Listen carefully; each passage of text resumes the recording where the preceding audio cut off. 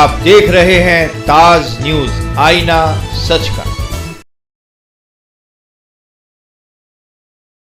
चुनाव का मौका है। चुनाव के मौके पे कुछ जानकारियां जनता में होनी बहुत जरूरी होती है। बोलने दो, गला बैठा हुआ है, फिर चीखना पड़ेगा मुझे।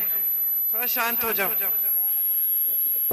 तो इस चुनाव में कांग्रेस के प्रत्याशी मेरे बड़े भाई राहुल गांधी जी हैं। आपने सुना होगा उनके बारे में। वो सोनिया जी के बेटे हैं, मेरी तरह मैं बेटी हूं। सोनिया जी आपकी सांसद रही हैं 20 सालों से। यहाँ रायबरेली में जितने बड़े बड़े काम हुए सब ज्यादातर सोनिया जी के कार्यकाल में हुए। यहाँ रेल कोच फैक्ट्री खुली लालगंज में, एनटीपीसी, सेल, ये सब चीजें, एम्स का बड़ा अस्पताल, ये सब चीजें सोनिया जी लाई। बड़ी बड़ी सड़कें जो रायबरेली को देश भर से जोड़ती हैं, ये सब भी वही लाई रायबरेली में। तो ये सब इसलिए हुआ क्योंकि कांग्रेस पार्टी की हमारी जो विचारधारा है, जो राजनीतिक हमारी सभ्यता है, वो यही है कि हमें काम करके दिखाना है और हम अपना वोट अपने काम के आधार पर ही मांगेंगे। अगर आप काम से संतुष्ट हैं तो आप हमारा समर्थन करेंगे। अगर आप काम से संतुष्ट नहीं हैं तो फिर हम आपकी बातें सुनकर, आपकी समस्याओं को समझकर अपना काम और दुरुस्त करेंगे। यही हमारी हमेशा सभ्यता रही है।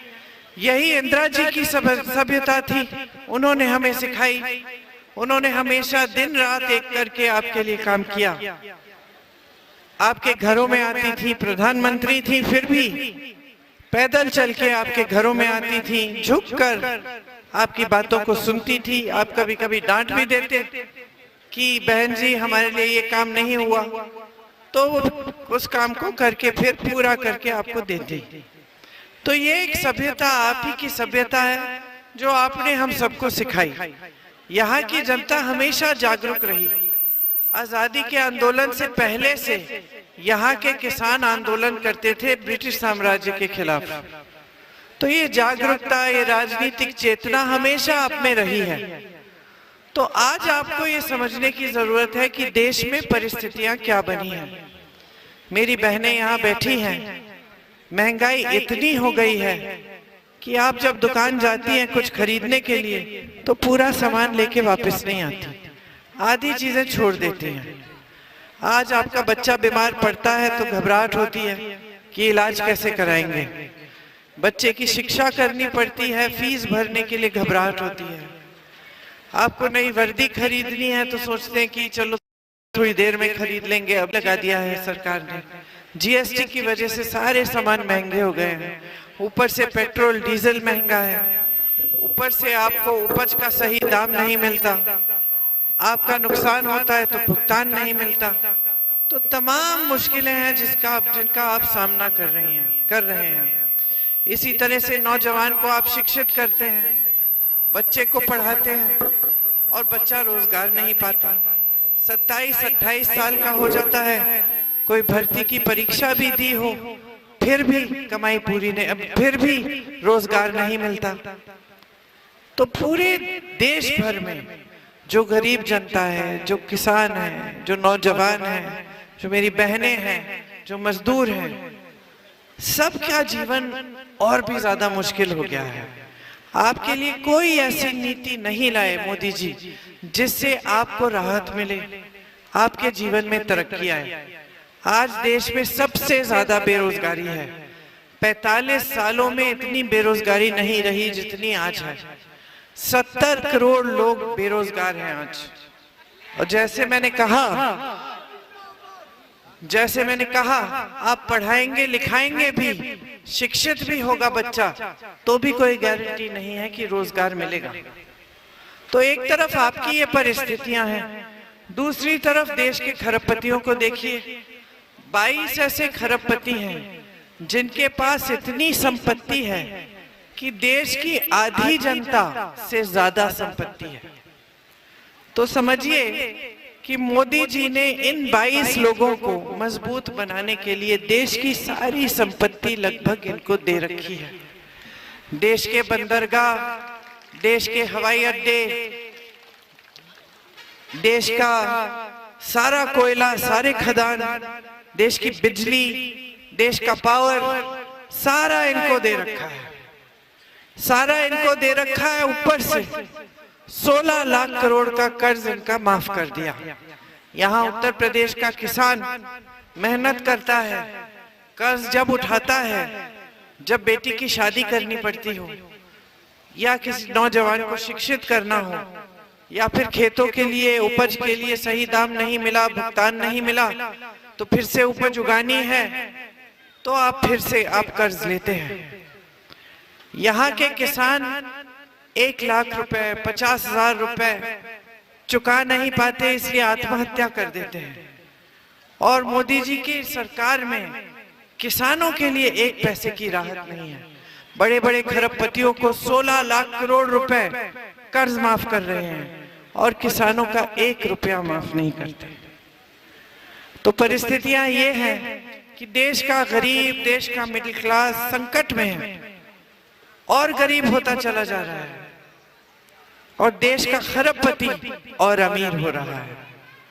प्रधानमंत्री चुनाव के समय आपके सामने आते हैं तो एक बार ये शब्द महंगाई, बेरोजगारी इनके मुंह से नहीं निकलते, एक बार नहीं निकलते। ये आपके बीच आते हैं तो आपका ध्यान भटकाते हैं, अलग अलग बातें करते हैं। आजकल ये कहने लगे हैं कि कांग्रेस पार्टी धर्म विरोधी पार्टी है, कि कांग्रेस पार्टी आपके गांव, आपके भैंस चुराएगी, आपके गहने चुराएगी, आपके घरों में घुसकर एक्सरे मशीन से आपके मंगलसूत्र ले जाएगी।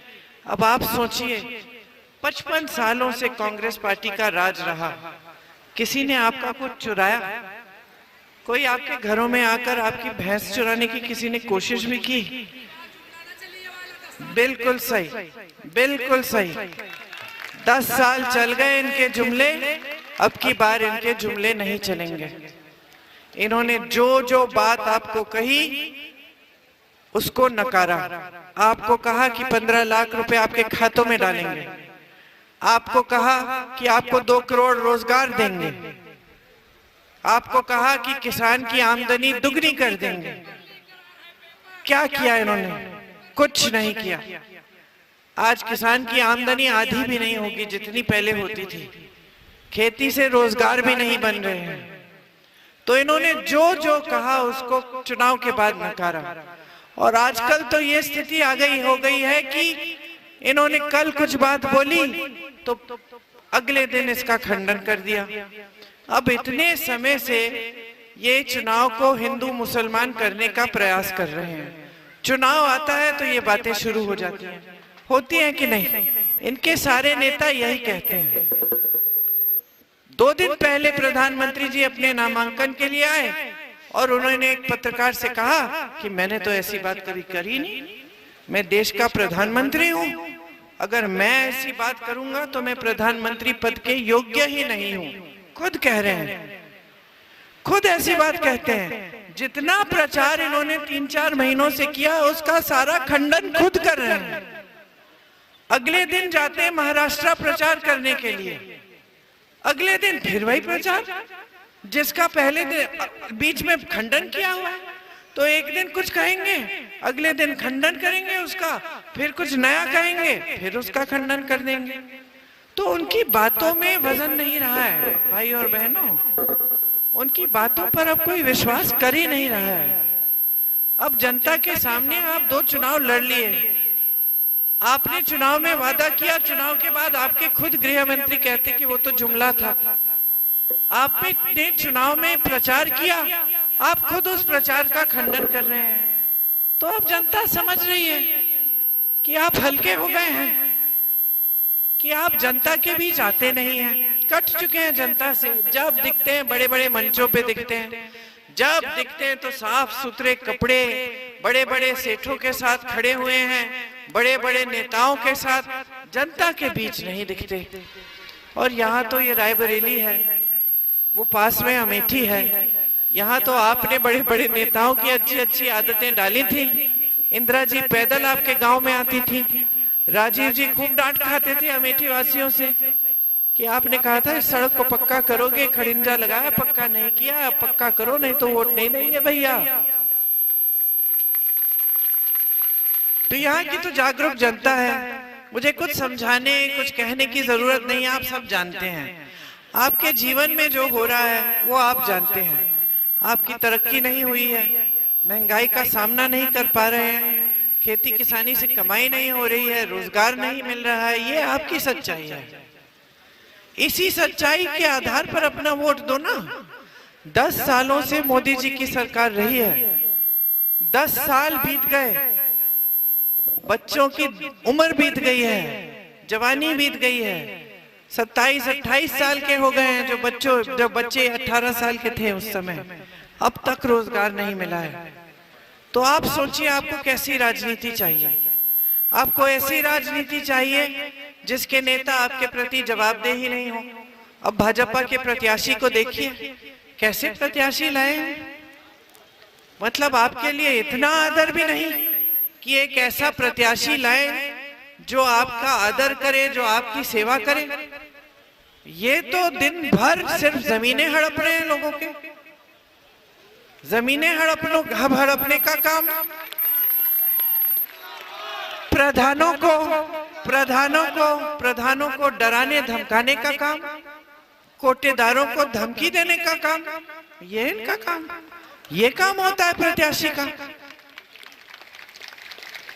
डरा के वोट लेंगे आपसे।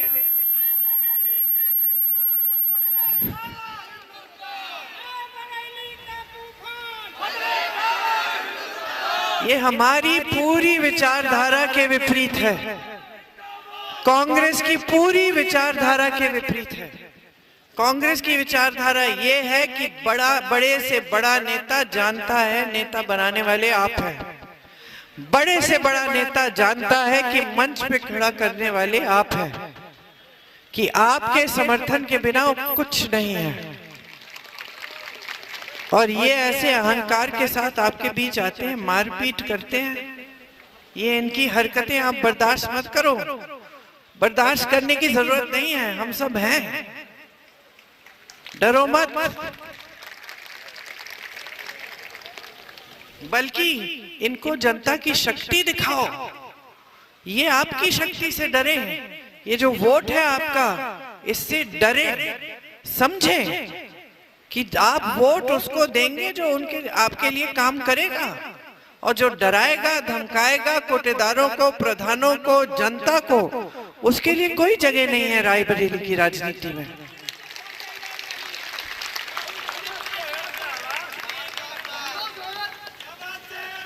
तो ये आपको देखिए, आपको ये बात अच्छी तरह से समझनी पड़ेगी कि जो राजनीतिक दिशा तय करता है लोकतंत्र में, वो जनता ही होती है। आप यहां से तय करो, देश भर में संदेश भेजो, हमें सच्चाई की राजनीति वापस चाहिए, हमें वो राजनीति वापस चाहिए जिसका एक एक नेता श्रद्धा से हमारे प्रति आदर दिखाए, हमारे लिए काम करे। राहुल गांधी जी को देखिए, 400 किलोमीटर पैदल चले हैं कन्याकुमारी से कश्मीर, मणिपुर से मुंबई तक चले, सिर्फ जाने के लिए, आपकी समस्याओं को समझने के लिए। ये समझने की यात्रा कर रही हैं, पूरी जगह मुफ्त में घूमती हैं, एक पैसा नहीं देना पड़ता। हमने अपने न्याय पत्र में लिखा है कि अगर देश में हमारी सरकार आएगी तो हम हर गरीब परिवार की सबसे बड़ी महिला को 8,500 रुपए सीधे खाते में डाल के देंगे। इससे परिवार में 1 लाख रुपए सालाना आ जाएंगे। ये हम करना चाहते हैं आपके लिए। हम कह रहे हैं कि आशा, आंगनवाड़ी, मिड डे मील की महिलाओं के लिए हम दुगनी राशि भेजेंगे केंद्र से, ताकि आपका मानदेय बढ़ जाए।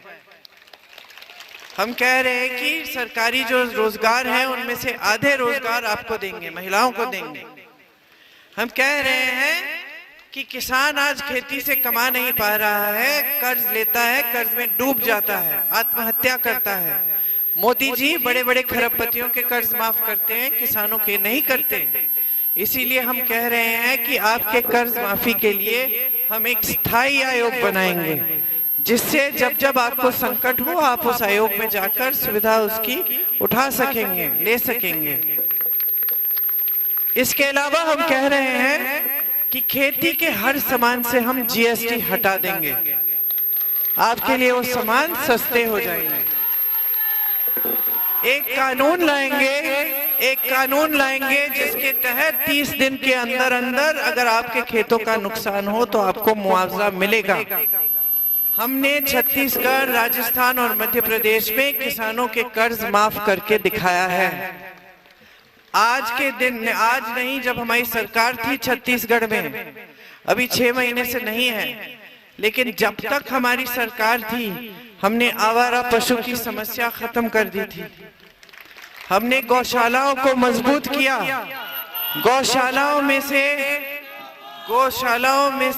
हमने स्वयं सेवा समूह जोड़े, महिलाओं को रोजगार दिया। जो दूध मिलता था उसमें से खोया, पनीर, मिठाई, ये सब चीजें बनाना, उसकी पैकेजिंग सिखाई ताकि महिलाएं उनको बेच पाए।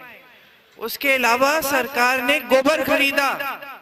जब सरकार ने कहा कि हम गोबर खरीदेंगे, जनता ने पशु रखना शुरू किया क्योंकि उससे आमदनी मिल रही थी, और इस तरह से सारी समस्या हल हो गई। जनता भी खुश थी, जानवर भी खुश था, सरकार भी खुश थी। नौजवानों के लिए हम ये जो 30 लाख सरकारी पद आज मोदी जी की सरकार में खाली हैं, उन 30 लाख पदों को हम भरेंगे। हम कह रहे हैं कि जो स्नातक पास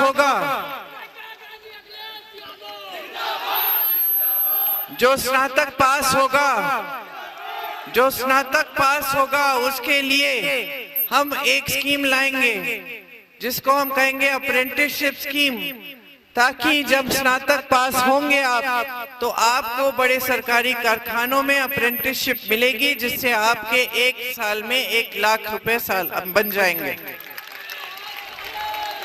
5,000 करोड़ रुपए का हम फंड लाएंगे ताकि आप जब अपना छोटा कारोबार शुरू करना चाहे, छोटा बिजनेस शुरू कर पाए, तो नौजवानों के लिए हम सुविधा देंगे।